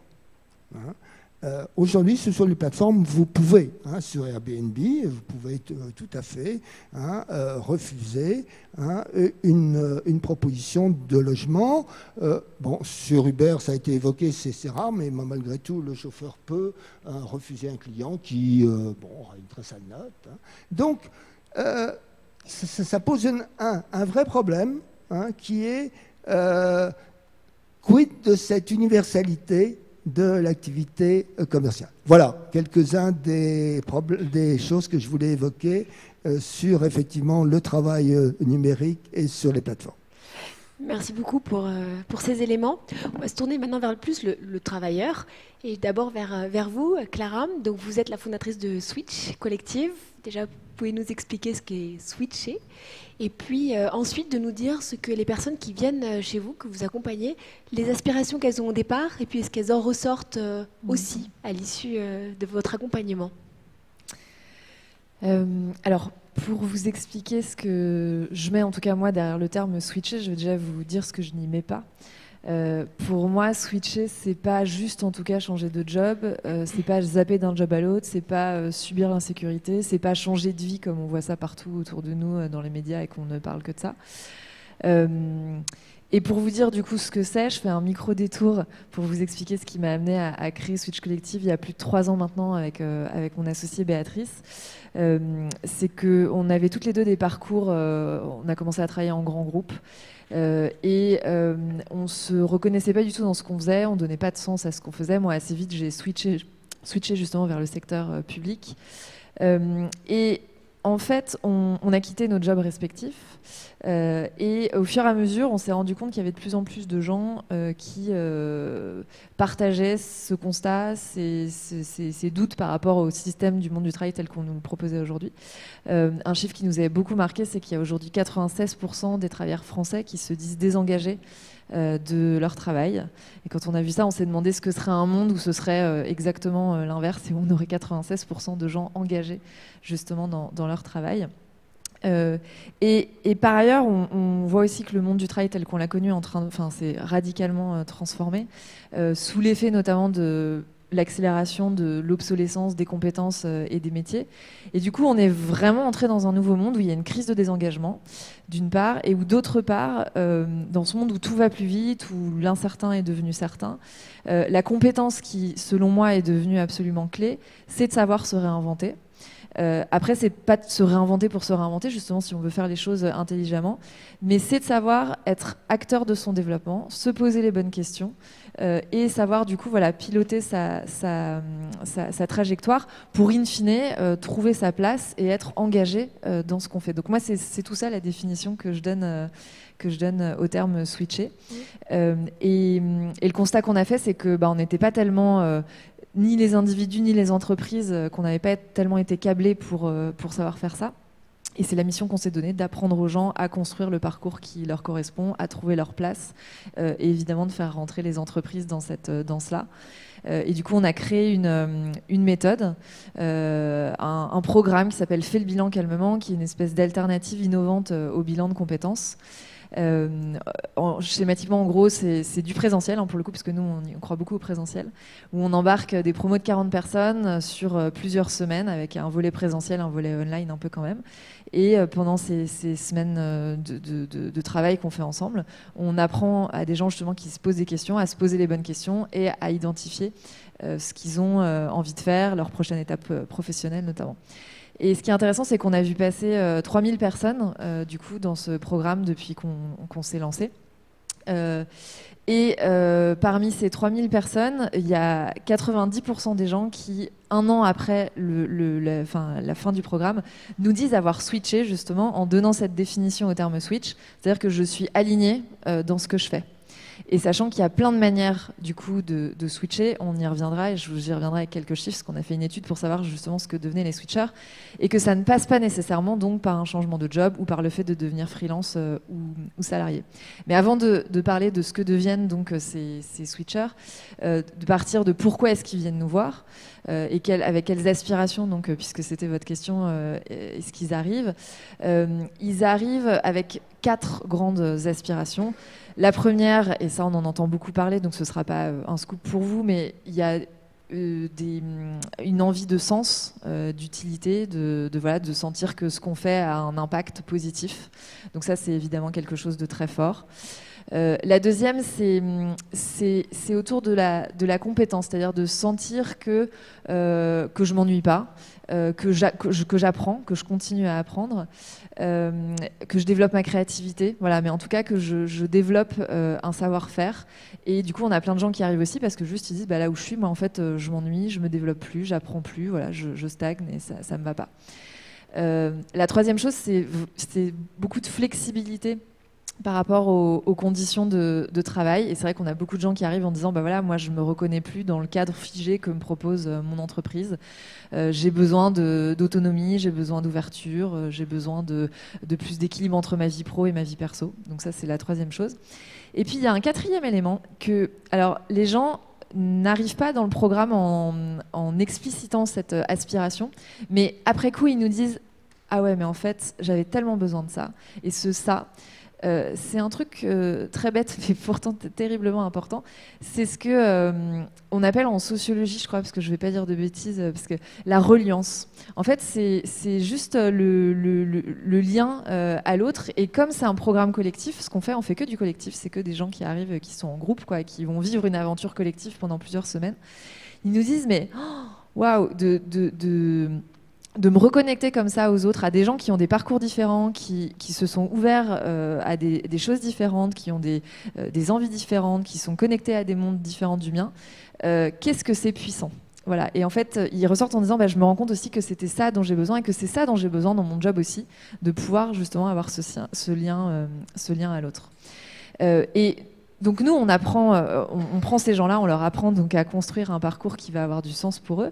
Et de l'autre côté, on travaille aussi avec des entreprises parce qu'on leur dit que ces velléités d'introspection de leurs salariés, d'envie de plus de sens, etc., ça peut être au contraire une opportunité pour eux de réinventer la boîte et de s'appuyer sur ces collaborateurs-là qui ensuite sont capables aussi d'évoluer en interne et de faire bouger l'entreprise et de construire une entreprise qui soit plus agile dans le monde d'aujourd'hui. Et pour finir sur ce que deviennent ces gens qui passent par chez nous, parce qu'on a fait une étude l'année dernière, alors là on doit la refaire, donc on aura des chiffres plus d'actualité dans quelques mois. Mais c'est assez intéressant parce que on a seulement, alors il y a très peu de reconversions radicales, alors que encore une fois c'est vrai que c'est marrant parce qu'on voit tellement que ça dans les médias, il y a peu de gens, alors il y en a hein, évidemment qui passent par chez nous, qui vont se lancer je sais pas, dans la permaculture ou qui vont devenir ébénistes ou je sais pas quoi, mais honnêtement c'est un nombre vraiment minoritaire. Donc pour vous donner les chiffres, il y a 20% des gens à l'issue du programme qui se lancent dans l'entrepreneuriat. Alors là je vais faire une grosse mais entrepreneuriat, freelancing, artisanat. Voilà. Donc bon, 20% c'est déjà pas mal, mais c'est relativement peu au regard des 80 autres pourcents qui restent dans le salariat. Et sur ces 80%, il y en a 50% qui même ne changent même pas de boîte, restent dans la boîte où ils sont et se réinventent en interne et vont avoir un projet de mobilité en interne, ou parfois même ne vont même pas changer de job, mais vont, et c'est pour ça que je vais venir au slash, vont développer des projets en parallèle. Donc ça, c'est 50% qui restent dans leur boîte et 30% qui, pour le coup, changent de boîte. Et alors, où sont les slashers là-dedans ? Il y en a quand même un certain nombre. Il y en a déjà chez les 20% là, que je citais d'entrepreneurs et de freelance. Qui en général jonglent effectivement entre plusieurs activités, et les freelances qui se lancent chez nous, on voit effectivement que c'est des gens qui en général s'intéressent à plein de choses, ont plusieurs cordes à leurs arcs et vont lancer plusieurs activités du coup en parallèle, complémentaires, qui leur permettent de s'épanouir sur différentes passions et envies professionnelles qu'ils peuvent avoir. Donc ça, c'est les premiers types de slashers qu'on a. Et puis les autres slashers, c'est les slashers salariés, justement, donc ceux qui restent dans le monde du salariat. Donc il y a soit ceux comme je pense par exemple là, à quelqu'un qui bosse chez Free et qui se disait voilà, moi la musique est quelque chose de très important dans ma vie. Est-ce que je vais devenir musicien peut-être pas, ou en tout cas je sais pas encore, et du coup il est passé au 4/5e pour consacrer un jour par semaine à la musique. Bon voilà, ça c'est un slasher. Alors c'est un slasher amateur, c'est-à-dire que c'est pas lié à un flux de revenus de l'autre côté, mais il est très heureux avec cet équilibre depuis et ça fonctionne très bien. Ahmed qui bosse, qui est commercial dans une banque et qui a dégagé beaucoup de temps là aussi pour avoir un engagement associatif très fort en parallèle. Et après, on a aussi des salariés, donc des gens qui restent dans leur boîte, comme je le disais, et qui vont développer des activités en parallèle en tant qu'auto-entrepreneur. Et là, je pense à Sylvie, par exemple, qui bosse chez Engie et qui, en parallèle de son activité principale chez Engie, a une auto-entreprise d'hypnothérapie et qui, par ailleurs, a switché en interne d'Engie parce qu'elle était au marketing et que maintenant, elle est passée au RH. Voilà, c'est des exemples anecdotiques, mais pour que vous voyez un peu ce que ça recouvre. Voilà. Merci beaucoup pour ces différents points abordés et qui fait une parfaite transition vers vous, Marielle. Donc, pourriez-vous nous donner un peu votre définition aussi du slasher ? Si c'est vert, c'est... Voilà, simplement. Pourriez-vous nous donner votre définition du slasher et puis aussi de voir comment cela pourrait aussi inspirer les entreprises, ces personnes un peu hybrides en fait en termes de compétences. Alors merci parce qu'il y a déjà un terreau très très commun dans nos visions. Alors le slasher, bonne nouvelle, le mot est rentré dans le Larousse cette année, donc on progresse. Donc communément, un slasher, c'est une personne qui cumule plusieurs activités professionnelles en même temps. Une fois qu'on a dit ça, moi j'ai l'habitude de dire que mes deux grands-pères étaient des slashers. Évidemment, ils ne le savaient pas, mais ils avaient besoin d'avoir des activités parallèles à leur activité principale pour pouvoir faire bouillir la marmite. Ma vision du slasher, c'est qu'en réalité, je vais vous donner une vision un peu radicale, mais je l'assume, je pense qu'on est tous slashers. En fait, j'en suis convaincue. Profondément, je pense qu'on a ce potentiel. Et ce qui me réjouit, c'est que les neuroscientifiques aujourd'hui sont en train de petit à petit tendre à nous faire cette démonstration-là. Je pense que si dès l'école, dans notre environnement personnel, social, peu importe, enfin on avait on était accompagné pour développer notre cerveau d'une autre manière, je pense qu'on ferait le constat qu'on est potentiellement tous slashers. Ça ne veut pas dire qu'on a tous envie de le faire. Hein. Heureusement, il y a encore des personnes, et on a besoin d'experts, et il y a des personnes qui sont passionnées, qui n'ont envie de faire qu'une seule chose. Mais voilà, je pense que, j'espère en tout cas que dans 10 ans, on ne parlera plus de ça. Ça ne sera plus un sujet, qu'on n'aura plus besoin de distinguer une personne qui est monoactivité d'une personne qui est pluriactivité. Et je pense que on va aller vers ça, comme aujourd'hui la frontière entre la vie professionnelle et la vie personnelle est effectivement de plus en plus poreuse. Donc pour moi, un slasher, c'est avant tout une personne qui est insatiablement curieuse et qui a besoin de sentir qu'elle va évoluer toute sa vie. C'est pour ça que le concept, je suis assez d'accord avec vous sur le concept de switcher-slasher. Pour moi, c'est très, très, très imbriqué tout ça, parce que et ça fait aussi un lien avec vous, ce qui change, c'est que jusqu'à je sais pas, la génération de mes parents, quand on voulait apprendre un métier, il fallait retourner à l'école. Même moi, hein, quand voilà, j'ai commencé à utiliser un ordinateur et Internet quand j'avais 20 ans, et Internet bien plus encore plus tard. Donc quand on voulait apprendre quelque chose, il fallait retourner à l'école, il fallait ouvrir des énormes encyclopédies. Aujourd'hui, vous le disiez, on va sur Internet, on va sur YouTube, on va faire des MOOC, on va apprendre des choses, même parfois à l'autre bout de la Terre, dans des universités, et on peut évoluer en permanence. Et moi, je fais des masterclass un peu comme, voilà, un peu plus sur pour accompagner les personnes à s'hybrider. Et dans ces masterclass, je suis toujours enchantée, ébahie, stupéfaite de la richesse que portent les personnes, et une richesse qui souvent, malheureusement, quand on les interroge, n'est absolument pas prise en compte dans le monde de l'entreprise, dans le monde du travail. On les a recrutés pour une fiche de poste, et puis on leur demande de répondre à une mission, basta. Et tout ce qu'elles ont fait, tout ce qu'elles ont appris à côté, avant, pendant parfois par leur vie personnelle, parfois même par des expériences qui ne sont pas forcément simples. Par exemple, je pense à des mamans, parce que je suis impliquée dans une association d'accompagnement à l'inclusion à l'autisme à l'école. Et ben, je vois toutes ces mamans, elles ont développé des compétences extraordinaires, elles ont dû s'arrêter pendant X années parfois pour travailler, et en fait ces compétences, bien après il faut savoir les transposer pour en faire des nouvelles compétences qu'on peut intégrer. Alors aujourd'hui, quand on parle des slashers, je grille un peu les étapes, je vais à la question 2. Quand on parle des slashers, on oppose souvent le subi-choisi. C'est plus compliqué que ça, parce qu'il y a beaucoup de slashers qui viennent à être slashers pour des raisons économiques, mais qui finalement découvrent qu'elles trouvent un équilibre là-dedans. Moi, je ne me suis pas, dans mon livre, préoccupée des slashers qui subissent la situation, parce que je considère que ça a toujours existé de devoir compléter son activité professionnelle pour faire manger sa famille. En revanche, après, il y a effectivement toutes les causes qui concourent à l'émergence de ce phénomène. Vous en avez parlé, la digitalisation, l'ubérisation, voilà, l'évolution de notre relation au travail, la nomadisation du travail. Mais à mon sens, il y a un facteur qu'on oublie. Je serais ravie de pouvoir échanger voilà, avec des sociologues sur ce sujet-là, mais c'est finalement l'évolution des mentalités. Le fait que, moi j'ai une fille qui a 16 ans, on lui demande encore de choisir le métier qu'elle voudra faire plus tard.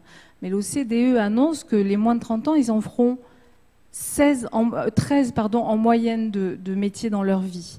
Et pourtant, on demande à nos enfants d'en choisir qu'un. Nos enfants, ils savent que la retraite, bof, c'est quand même assez abstrait pour eux. La sécurité de l'emploi, bof. Bah, moi, mes parents, ils ont connu le plein emploi, donc, et les 30 glorieuses. Donc il y a quelque chose qui s'est passé en quelques décennies de fulgurant qui fait que notre relation au travail, elle évolue de manière phénoménale et que le modèle du travail, il évolue pas aussi vite que cette évolution-là. Et ça crée une évolution des mentalités qui fait qu'aujourd'hui, un enfant, à l'école, on ne lui donne pas une nourriture qui est adaptée à ce qu'il y a dans sa tête et dans son cœur. Et ce décalage, eh bien, moi, je le vois dans les entreprises. Quand je fais des missions de consulting en entreprise, on le voit, et on le voit notamment dans la question de l'attractivité des nouveaux talents, des millennials. On le voit aussi parce que je travaille beaucoup sur l'accompagnement des fins de carrière, aussi dans les fins de carrière, parce qu'on voit des gens qui ne sont pas à leur place, alors que leur carrière est en train de se terminer. Et en fait, cette question de l'évolution, alors je ne peux pas utiliser mes mains parce que j'ai un micro, mais aujourd'hui, de l'évolution personnelle qui avance comme une fusée et de l'évolution professionnelle qui, elle, avance beaucoup plus lentement parce qu'on est encore sur un modèle qui a du mal à suivre cette fulgurance de l'évolution personnelle, et bien dans ce décalage, on a des trous béants dans lesquels on a les burn-out, la démotivation, le désengagement. Et le fait que les gens, parfois, effectivement, ils ne veulent pas forcément changer de métier, ils veulent juste être à leur place. Et en fait, un slasher, ce qui est intéressant, c'est que c'est une personne que j'ai interviewée dans le livre qui m'a dit ça. Il m'a dit, mais moi, tu sais, je ne pourrai plus jamais faire une seule chose dans ma vie. Parce qu'en fait, j'ai compris que faire plusieurs choses à la fois, ça me permet d'avoir un équilibre tête, cœur, corps. Et l'équilibre tête, cœur, corps, c'est finalement la définition que l'OMS donne de la santé. Et ça paraît tellement logique. Pour trouver notre équilibre, on a besoin de faire des activités intellectuelles, créatives, d'autres plus manuelles, plus de l'ordre de l'émotion, etc. Donc voilà. Donc pour moi, un slasher, c'est finalement quelqu'un qui intuitivement, parce que c'est dur aujourd'hui d'être slasher encore dans le monde du travail, mais intuitivement, moi, j'avais toujours cette sensation que ça marche mieux quand je fais des choses différentes, pas forcément dans la même journée, pas forcément dans la même semaine, mais quand finalement dans cet équilibre il y a différents ingrédients qui sont là, et là je m'y retrouve, et surtout j'ai la sensation que je peux m'épanouir tout au long de ma vie. Et ce que vous faites, c'est aussi amener les gens à trouver leur raison d'être, à trouver ce qui est leur moteur. Une fois qu'on l'a trouvé, l'idée, c'est pas de changer pour changer. L'idée, c'est de changer au fil de son évolution. On explore un sujet, on fait un tour, on fait une boucle, et quand on a fini cette boucle, ce sont des itérations. Dans cette boucle, on apprend, on découvre des choses, on fait le tour d'un sujet. C'est bien ça, et on a envie d'ouvrir une autre boucle avec quelque chose qui nous donne envie d'aller à s'ouvrir une curiosité, un besoin de connaissance. Et dans l'entreprise, ce que je déplore aujourd'hui encore trop, et ça contribue à un énorme gâchis de talent, c'est qu'on recrute quelqu'un qui est très motivé à un instant T pour répondre à la mission qu'on lui propose. Mais cette mission, il l'a fait, il l'explore, il va apporter des solutions, et au bout d'un moment, peut-être, il en fait le tour et il a besoin d'être nourri à nouveau. Et peut-être que dans cette mission, il y a des nouveaux sujets qui lui ont fait l'œil, qui lui ont donné envie d'aller voir plus loin. Mais malheureusement, la fiche de poste et la mission, elle le bloquent un peu, et c'est pas toujours possible d'évoluer. Alors parfois, oui. Alors souvent, on me dit, oui, bon, c'est bien beau votre truc, mais dans les grosses entreprises, c'est très compliqué. Oui, certes, c'est possible, c'est compliqué, mais c'est possible. Et je parle souvent de Decathlon qui sait très très bien faire ça. C'est même pas un sujet chez eux, être aux achats ou être vendeur de bicyclettes et proposer d'aller travailler comme community manager à la communication. Ce sont des exemples concrets que je vous donne. Ou d'aller faire de la photo et de faire des photos pour le catalogue, c'est possible. On vous dit pas non mais tu fais trop souvent de la photo, on le fait, ça se met en place, parce que pour eux, c'est une vision d'entreprise d'accompagner le déploiement des compétences de leurs collaborateurs et des talents de leurs collaborateurs, parce qu'ils ont tout à y gagner, parce que c'est une vraie équation gagnant-gagnant, parce qu'il y a des compétences. Un community manager, on peut en avoir besoin, alors plutôt que d'aller chercher à l'extérieur, on va déjà voir s'il n'y a pas un collaborateur qui s'ennuie quelque part et qui aurait envie de se déployer. Et ça, je le vois en permanence. Je vois des gens qui vont chercher des associations pour mettre un toit potager et un rucher sur le toit de leur entreprise, alors qu'en interne, il y a quelqu'un qui vient leur dire 2-3 mois après, mais vous savez pas, mais moi je suis apiculteur et j'aurais adoré mettre en place le rucher et le faire avec mes collègues et que ça soit un vrai projet à partager. Voilà, donc c'est possible. Je l'ai vu l'année dernière, je suis allée à Montréal pour préparer mon prochain livre et j'ai vu donc le gouvernement canadien qui n'arrive plus à attirer des nouveaux talents parce que là-bas c'est le plein emploi et qu'il suffit de traverser la rue pour trouver un job. Eh bien, ils ont réussi à se réinventer très rapidement. Ils ont mis en place un projet absolument génial qui s'appelle les agents libres. Donc au lieu d'être un agent de la fonction publique, on est un agent libre. Donc ça fait quand même beaucoup plus rêver. On est des sortes d'agents secrets qui vont changer de mission en mission au fil de leur carrière. Donc on leur dit, OK, aujourd'hui, quelles sont tes compétences ? Quelles sont tes appétences ? On mélange tout ça et on leur propose des missions dans tout le Canada qui correspondent à finalement ce croisement de leurs appétences et de leurs compétences à cet instant T. Des missions qui vont de 6 mois à maximum 2 ans, renouvelables, mais jusqu'à maximum 2 ans. Et puis là, ils sont accompagnés le long de ce parcours et au bout de 2 ans, on leur repose la question. Qu'est-ce que tu as appris dans cette nouvelle mission ? Quelles sont les nouvelles compétences que tu as acquises ? Et puis, aujourd'hui, tu as envie de quoi ? Et alors, on leur repropose une mission qui est beaucoup plus raccord et qui permet d'être à la personne alignée en permanence sur son évolution personnelle et donc / professionnelle. Donc voilà. Donc aujourd'hui, effectivement, c'est pas évident dans les entreprises. Malheureusement, je le déplore et là, j'entame l'enquête pour aller voir justement quelles sont les entreprises qui sont, on va dire, / compatibles. Il n'y en a pas beaucoup. Et qui en tout cas ont envie de se dire que cette équation elle est gagnant-gagnant et d'aller explorer que cet avantage-là aussi bilatéral. Voilà, on a tous un rôle à jouer, qu'on soit salarié, DRH, etc., pour faire évoluer ces mentalités et surtout d'aller voir ce qui se passe dans les entreprises où ça se fait. Parce que voilà, je pense que ça répond à énormément d'enjeux, notamment l'attractivité, la mobilité, la flexibilité, les relations intergénérationnelles, la transmission, l'épanouissement personnel, professionnel évidemment, la prévention des risques psychosociaux. Enfin, j'en passe et des meilleurs. Donc voilà. Merci beaucoup. En gros. Merci beaucoup pour ces exemples et ces cas concrets. Je me retourne tout de suite vers vous pour savoir si vous avez des questions pour nos intervenants. Oui, nous en avons une ici. C'est bon. Juste une là. Merci. Bonsoir. Merci beaucoup pour vos interventions respectives. Il me semble important, enfin c'est plutôt un commentaire, d'aborder aussi la situation du marché du travail en France, qui est quand même assez particulière et caractéristique et qui manque certainement de flexibilité. On le voit bien avec les décisions qui sont prises, les décisions successives ou les tentatives successives de notre président pour fluidifier le marché du travail. Ça pose quand même des questions, c'est-à-dire que le marché du travail français protège énormément le salarié. Et que du coup, les employeurs, ou en tout cas les recruteurs, ont beaucoup de mal à s'engager d'une manière générale ou à prendre des risques. Et des risques sur le recrutement, parce qu'on sait qu'effectivement qu'une fois qu'une personne est en poste, la législation va le protéger beaucoup.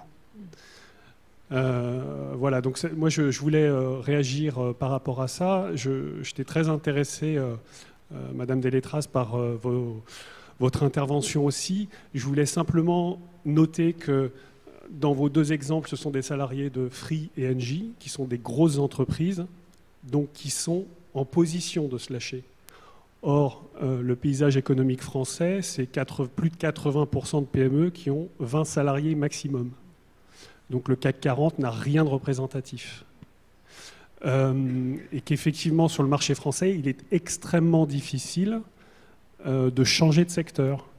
La semaine dernière, j'assistais à une table ronde à France Attractive, au Palais Brognard.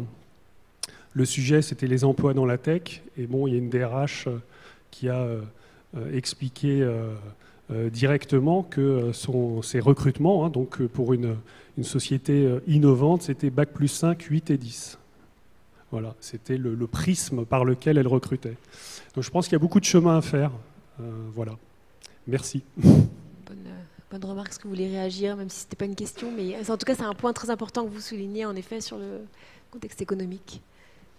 Ouais, je souscris à tout ce que vous disiez. Juste sur le truc des grosses boîtes versus PME. Moi, honnêtement, je le vis de l'intérieur parce que nous aussi, on est une entreprise et on est 10 aujourd'hui, donc c'est une petite TPE, quoi.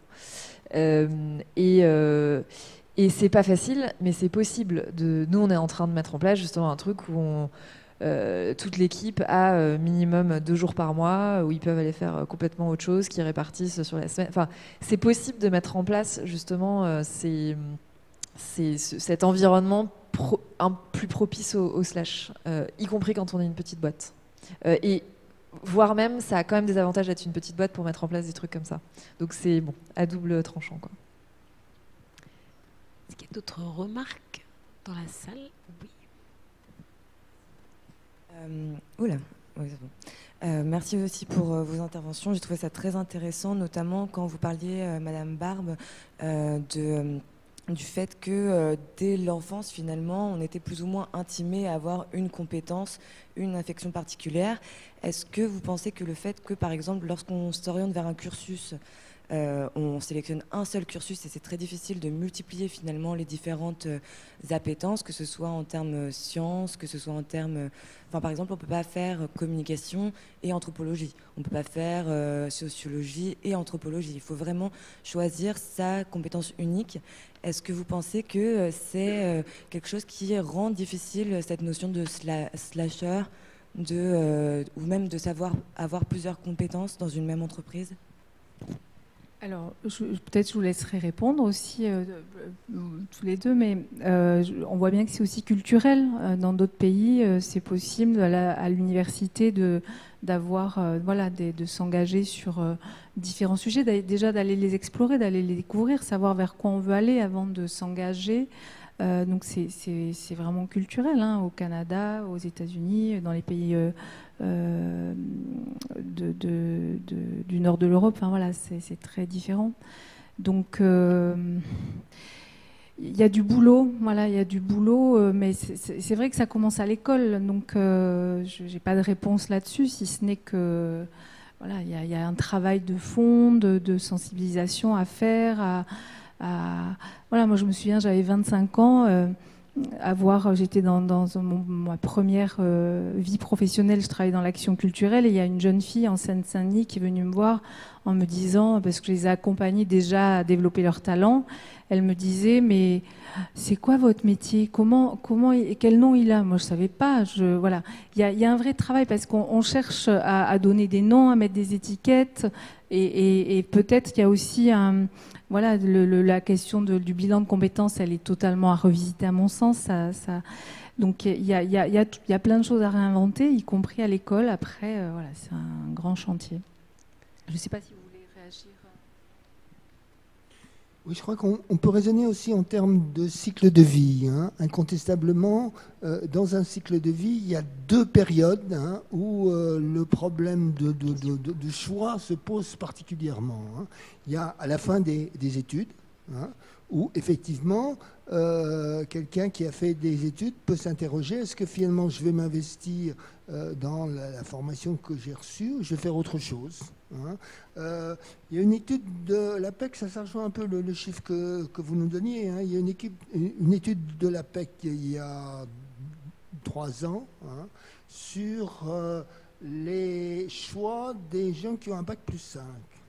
Hein, et cette étude montrait que 15% quand même de ces jeunes qui ont un bac plus 5 décident de changer d'orientation.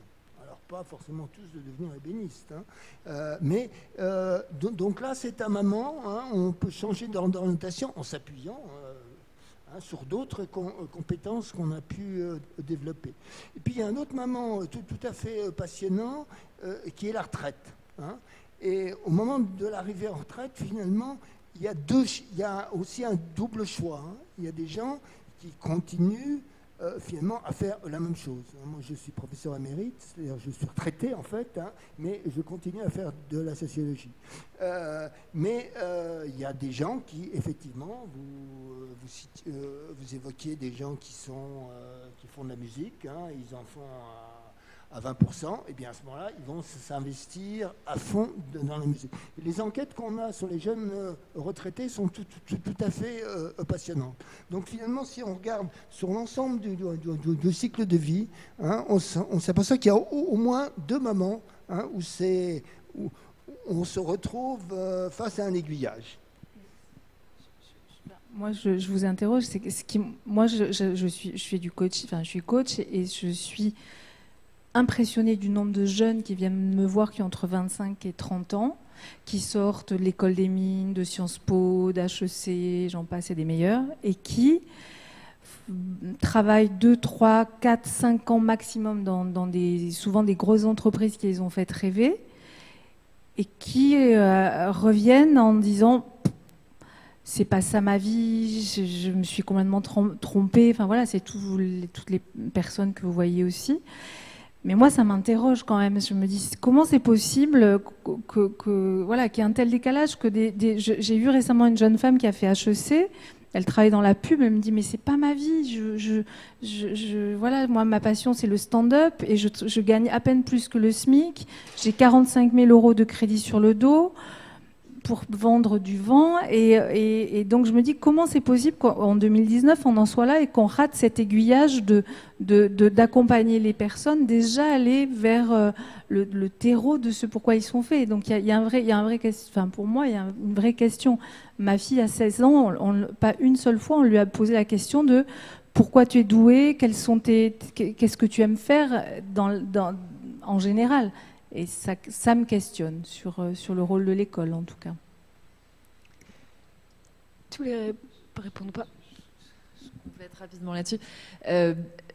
C'est intéressant quand vous disiez qu'il y a au moins 2 moments, 2 cycles de vie dans la vie où on a ces choix à faire. C'est effectivement au moment où on sort des études, au moment où on y rentre, au moment où on en sort, et puis au moment de la retraite. Mais moi, je crois surtout que dans le monde actuel, et c'est aussi une chance, mais c'est aussi plus dur. Mais on a la possibilité de se poser beaucoup plus vite et beaucoup plus souvent, en fait, ces questions aussi de qu'est-ce que je fais, sans mettre trop d'étiquettes d'ailleurs, parce qu'effectivement, raisonner en termes de métier aujourd'hui, ça n'a plus beaucoup de sens.